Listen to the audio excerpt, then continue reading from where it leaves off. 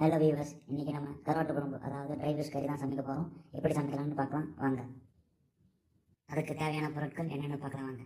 2 tomato, 2 onion, 5 garlic, கொஞ்சம் தமரண்ட், கொஞ்சம் கறி லீவ்ஸ், அதோடு சேர்த்து நேற்று ஏரியில் பிடிச்ச சுறா மீனோட சின்ன சின்ன துண்டுகள், அப்புறம் 4 கத்திரிக்காய். இந்த கத்திரிக்காய் வாங்க பக்கத்தில் கடையில் போய், ஆனால் இந்த கத்திரிக்காய் மரத்தில் விளையுதான்னு கேட்டேன். அதுக்கு அவர் இல்லை தம்பி, இது மண்ணில் விளையுதுன்னு சொன்னார். கத்திரிக்காய் மரத்தில் விளையுமா செடியில் விளையுமான்னு தெரிஞ்சால் கொஞ்சம் கமெண்ட் பண்ணுங்கள்.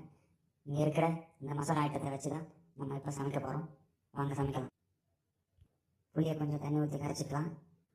ஸ்டவ் ஆன் பண்ணி வச்சு இந்த ட்ரை சுறா மீன் துண்டுகளை கொஞ்சம் மஞ்சள் போட்டு பாயில் பண்ணிக்கலாம்.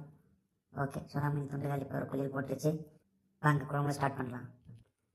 ஸ்டவ்வில் வானல் வச்சாச்சு. கொஞ்சம் ஆயில், கொஞ்சம் வெந்தயம், கொஞ்சம் கடுகு, இப்போ கட் பண்ணி வச்ச ஆனியன் சேர்த்துக்கலாம். கூட கறி லீவ்ஸ் 4 பல் பூண்டு சேர்த்துக்கலாம்.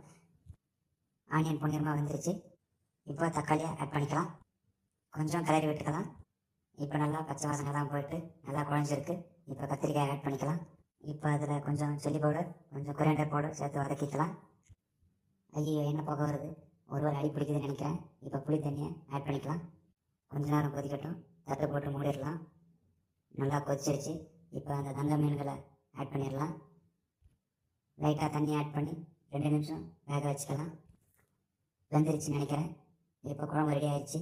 மல்லி இலையை சேர்த்து ஸ்டவ் ஆஃப் பண்ணிவிட்டு இறக்கிடலாம். ஐயோ, சமைக்கும் போது சால்ட்டு போட மறந்துட்டேனே. ஓகே, இப்போ போட்டு மேட்ச் பண்ணிடுவோம். அவ்வளோதான், சுவையான கருவாட்டு குழம்பு ரெடி. நீங்கள் ட்ரை பண்ணி பாருங்கள். நான் சாப்பிட்டு கம்பெனிக்கு போகணும். அடுத்த வீடியோவில் சந்திக்கலாம். பாய் பாய்.